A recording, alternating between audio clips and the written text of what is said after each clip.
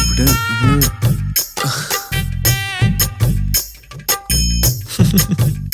എങ്ങനെയുണ്ട്? ഏയ് അതേ ചോദ്യം. വാട്ട്? അത് നല്ല ഭംഗിയുണ്ട്. സാരി എങ്ങനെയുണ്ട്? ആശ്ചര്യം തോന്നുന്നു. എന്ത്? അല്ല, അത് പിന്നെ നീ എല്ലാ ദിവസവും ചെറിയ ഡ്രസ്സല്ലേ ഇടാറുള്ളത്? ഇന്നെന്താ സാരി? ഓ, നിന്നെ കാണിക്കാൻ വേണ്ടിയാ. കൊള്ളാമോ? നന്നായിട്ടുണ്ട്.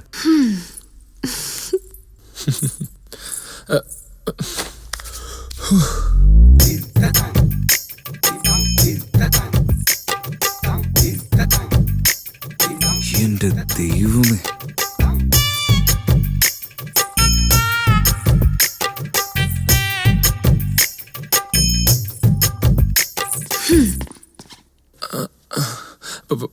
പാല് തരുന്നോ?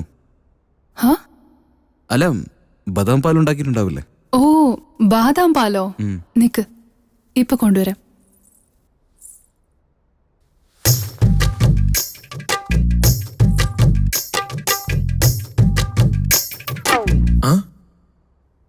അല്ല, ഞാൻ ബാദാം പാൽ ഉണ്ടാക്കിയിട്ടുണ്ടെന്ന് നീ എങ്ങനെ അറിഞ്ഞു? അത് ശ്രീനിവാസൻ പറഞ്ഞതാ. ശ്രീനിവാസൻ എങ്ങനെ അറിയാം? ഇതുവരെ നടന്ന കാര്യം പറഞ്ഞു, ഇപ്പോ നടക്കാൻ പോകുന്ന കാര്യം പറഞ്ഞു. എന്താണ് പറഞ്ഞത്? അത് എനിക്കും നിനക്കും ഇടയില് എല്ലാം കഴിഞ്ഞു. അത് ding dong bell. Ding dong bell? അതിനൊന്നല്ല ഞാൻ വിളിച്ചത്. അല്ല, പക്ഷെ ഇതുവരെ അവൻ പറഞ്ഞതാ സംഭവിക്കുന്നത്. സാരി, ബദാം പാല്. നീ ബദാം പാല് തരുമ്പോ കറണ്ട് പോകുന്നൊക്കെ പറഞ്ഞു, അറിയോ? നീ ഇതൊന്ന് പിടിച്ച നോക്കട്ടെ.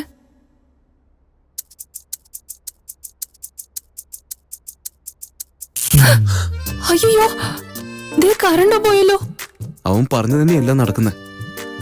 എന്ന് വെച്ചാ അതും കൂടി എല്ലാം നടക്കും. അങ്ങനെയാണെങ്കിൽ അവർക്കും കല്യാണത്തിന് മുമ്പ് തന്നെ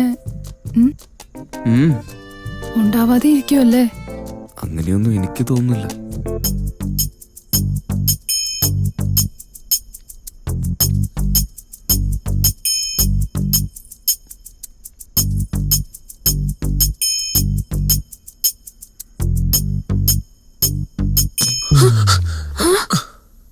ഇതെന്താ കറണ്ട് വന്നല്ലോ?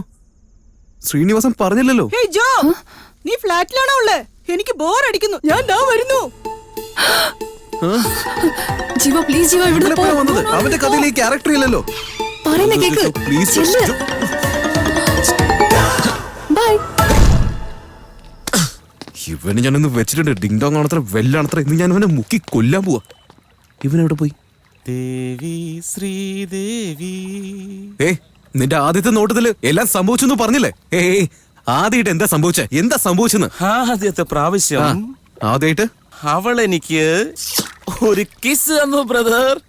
ഉമ്മയാണോ അതോ അവന്റെ സിംഗിൾ ബോളിൽ സെഞ്ചുറി അടിച്ച പോലെ ബിൽഡപ്പ് ചെയ്തേ? പിന്നെ പാട്ട്. ഉമ്മയാണത്ര ഉമ്മ. എനിക്കൊന്നും കിട്ടിയില്ല.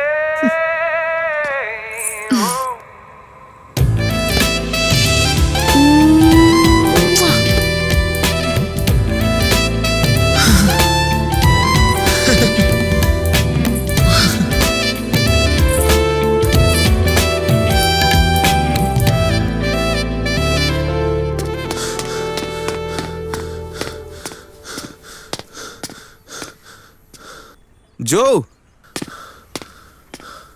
എന്തിനാ അർജന്റായിട്ട് വരാൻ പറഞ്ഞ? കാര്യം എന്താ? നിന്നോട് അപ്പഴേ പറഞ്ഞല്ലേ പോലീസ് കംപ്ലൈന്റ് ചെയ്യാന്ന്. ഇപ്പൊ കണ്ടില്ലേ എന്താ പറ്റിയെന്ന്? എന്തു പറ്റി? രാവിലെ അവൻ സ്വാതിയും കൊണ്ട് എങ്ങോട്ടേക്ക് പോയി. അവൾക്ക് ബോധം ഉണ്ടായിരുന്നില്ല. ആ സൈക്കോ എന്താണാവോ ചെയ്തിട്ടുണ്ടാവുക. നമ്മളെല്ലാം കണ്ടിട്ടും ഒന്നും ചെയ്യാൻ പറ്റില്ല. എല്ലാം നീ കാരണം മാത്രം. ഫ്ലാറ്റ് നമ്പർ എന്താ? വാട്ട്? സ്വാതിന്റെ ഫ്ലാറ്റ് നമ്പർ എന്താ? നടക്ക്.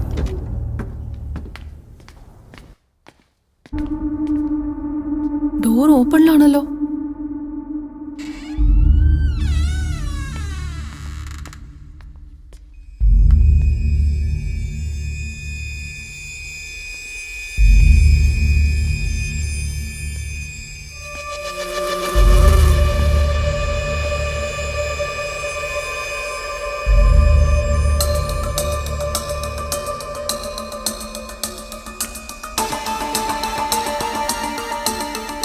ശ്രീനിവാസൻ വീട്ടിലേക്ക് വരുമ്പോൾ സ്വാതി മയക്കത്തിലായിരിക്കും. ഈ ടാബ്ലറ്റ് ബോക്സിലാണെങ്കിൽ ഒന്നുമില്ല. അവള് സൂസൈഡ് ചെയ്യാൻ ശ്രമിച്ചതാണെന്ന് കരുതി ഹോസ്പിറ്റലിൽ കൊണ്ടുപോയി കാണും. ആയിക്കോട്ടെ, പക്ഷെ അവളെ എന്തിനു വേണ്ടി സൂസൈഡ് ചെയ്യണം? അവന്റെ ടോർച്ചർ സഹിക്കാഞ്ഞിട്ടല്ലേ? അവൻ ശരിക്കൊരു സൈക്കോ ആയതുകൊണ്ടാ സൈക്കാട്രിസ്റ്റ് ക്ലിനിക്കിലും ബാറിലേക്കെന്ന് പറഞ്ഞ് കറങ്ങുന്നേ. ഇതുപോലെ മെന്റൽ കാൻഡിഡേറ്റ്സ് നിൽക്കേണ്ട സ്ഥലം ഇതല്ല, മെന്റൽ ഹോസ്പിറ്റൽസാ. അവൻ അവിടുന്ന് പുറത്തു വരാൻ പാടില്ല.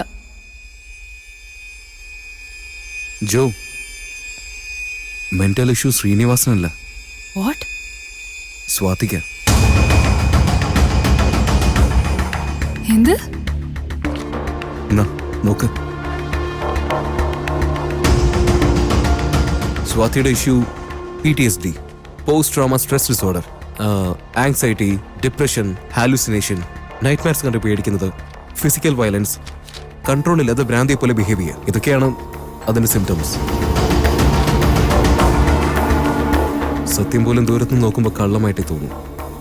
അടുത്തുനിന്ന് നോക്കിയാലേ ഏതാണ് കള്ളം ഏതാണ് സത്യം എന്നറിയുള്ളൂ. ജോ, എന്തുപറ്റി? 8 years വരെ വീസിങ്, 13 years ഉള്ളപ്പോ ടോൺസിൽസ് ഓപ്പറേഷൻ, 22 years ഉള്ളപ്പോ റൈറ്റ് ആങ്കിൾ ഫ്രാക്ചർ. ഇതൊക്കെ സ്വാതിക്കുണ്ടായതാന്ന് ആ റിപ്പോർട്ട്സിൽ കാണിക്കുന്നു. B57 കാണുന്നത് മാത്രമോ അവരുടെ ലൈഫിൽ നടന്നത് നമുക്ക് നടക്കുന്നതെന്ന് വിചാരിച്ചു. പക്ഷേ ബൈ ബർത്ത് മുതൽ ഞങ്ങളുടെ ലൈഫ് ഒരുപോലെ ഉള്ളത്.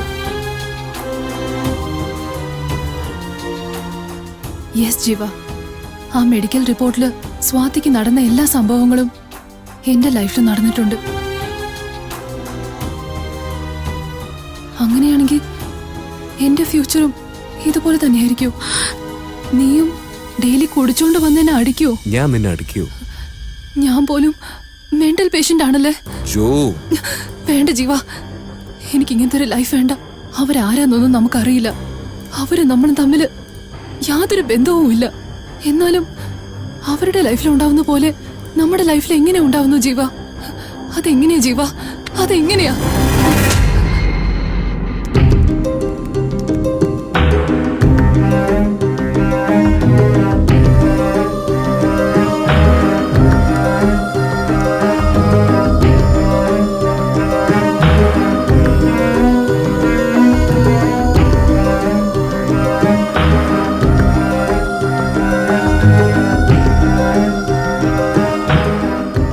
മുഹമ്മദ് അഷ്തേക്കർ, പാരലൽ ലൈഫിനെ കുറിച്ച് റിസർച്ച് ചെയ്യുന്ന ഇന്ത്യൻ സയന്റിസ്റ്റ്.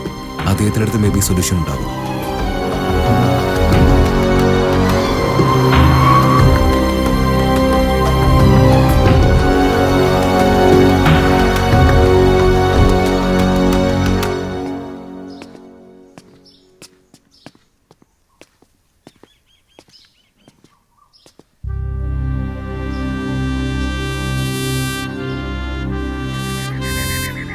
ഒരാളുടെ ജീവിതത്തിൽ സംഭവിച്ചതുപോലെ മറ്റൊരാളുടെ ജീവിതത്തിൽ സംഭവിക്കാൻ പാടില്ലെന്ന് പറയാൻ പറ്റില്ലല്ലോ.